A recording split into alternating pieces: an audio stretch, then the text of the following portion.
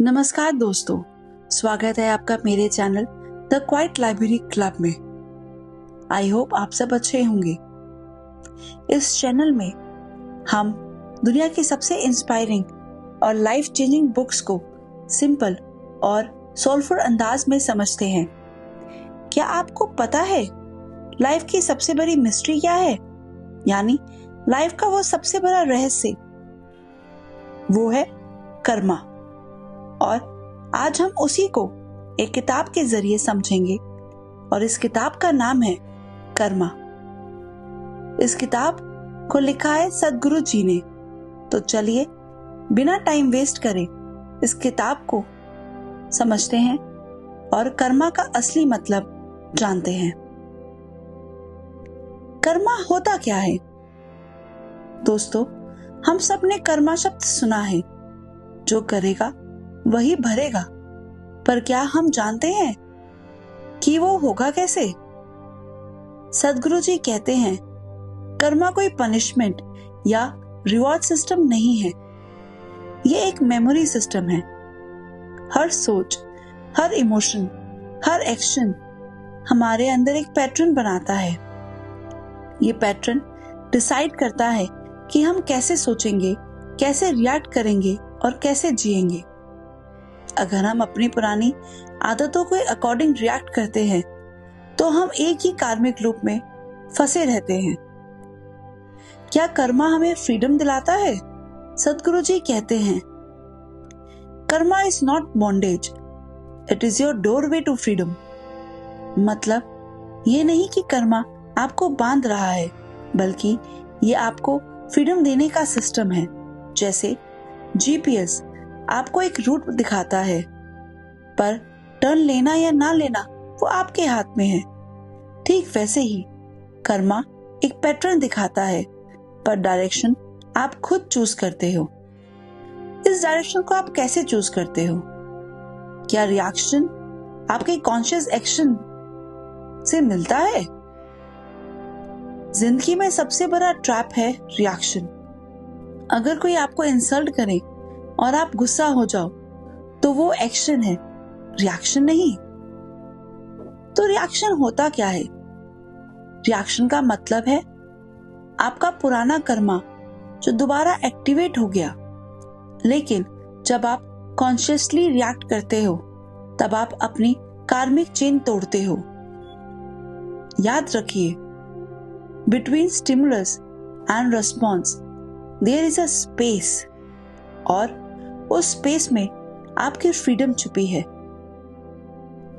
कर्मा और माइंड दूसरे से जुड़े हैं। वो कैसे? हमारा माइंड एक रिकॉर्डिंग डिवाइस है। हर दुख, हर खुशी, हर इमोशन सब कुछ रिकॉर्ड करता है। यही रिकॉर्डिंग्स हमारे रिएक्शन को कंट्रोल करती है। सद्गुरु जी कहते हैं, जो आपके साथ हुआ वो आपके साथ हो गया। अब उसको बार बार जीने की जरूरत नहीं। अगर आप अपनी मेमोरीज को सिर्फ रेफरेंस बनाओ, रेजिडेंस नहीं, तो आप अपने कर्मा को हल्का कर सकते हो। ये कर्मा आप क्लियर कैसे कर सकते हो? अब ये सवाल आप सबके मन में आ रहा होगा। इस पे सद्गुरु जी कहते हैं, हाँ, आप अपने कर्मा को जरूर क्लियर कर सकते हो, क्योंकि ये कोई रिचुअल थोड़ी ना होता है। ये होता है अवेयरनेस और कॉन्शियस लिविंग से। पहला है अवेयरनेस। अपने थॉट्स और रिएक्शंस को ऑब्जर्व करो। जब आप देखते हो, आप रिएक्ट करना छोड़ देते हो।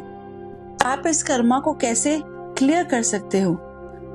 अब सवाल ये है, क्या आप इसको क्लियर कर भी सकते हो? सद्गुरु जी कहते हैं, हाँ बिल्कुल। ये कोई रिचुअल से नहीं होता, ये होता है अवेयरनेस और कॉन्शियस लिविंग से। Step 1, awareness. अपने थॉट्स और रिएक्शन को ऑब्जर्व करो। जब आप देखते हो, आप रिएक्ट करना छोड़ देते हो। Step 2, acceptance. जो हो गया उसे एक्सेप्ट करो। रेजिस्टेंस ही पेन का सोर्स है। Step 3, action. हर दिन ग्रेटिट्यूड और काइंडनेस की प्रैक्टिस करो। ये पॉजिटिव कर्मा क्रिएट करता है। कर्मा और रिलेशनशिप्स क्या एक दूसरे से जुड़े हैं?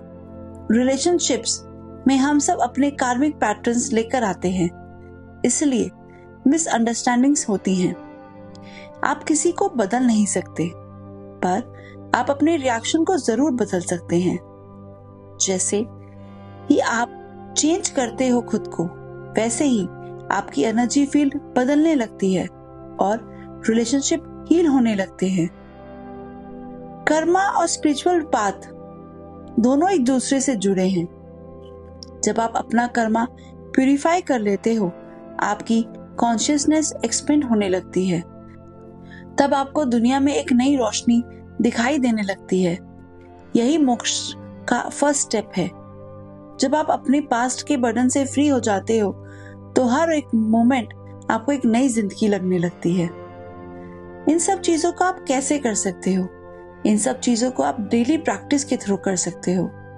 इस पे सदगुरु जी एक सिंपल सा रिचुअल बताते हैं। सुबह उठते ही बोलो, मैं आज किस वाइब्रेशन में रहना चाहता हूं, और रात में सोने से पहले बोलो, जो भी आज हुआ वो बस आज तक था, कल मैं एक नई एनर्जी के साथ उठूंगा।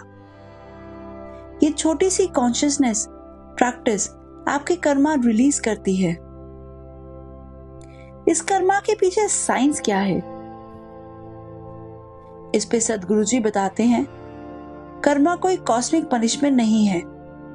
ये एक एनर्जेटिक मैकेनिज्म है। आपकी बॉडी और माइंड हर इमोशन का ब्लूप्रिंट बना रही है। अगर आप ग्रेटिट्यूड और पीस में जीने सीख जाते हो, तो आप अपने फ्यूचर को खुद ब खुद ब्राइट बनाना शुरू कर देते हो। दोस्तों,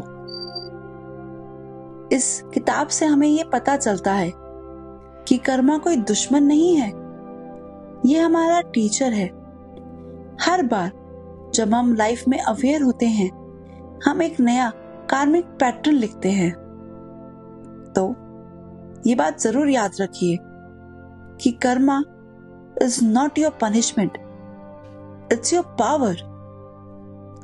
ये थी सदगुरु जी की किताब कर्मा। आई होप आपको ये ऑडियो पसंद आया होगा। अगर आपको पसंद आया तो लाइक करें, शेयर करें और सब्सक्राइब करें the quiet library club channel को।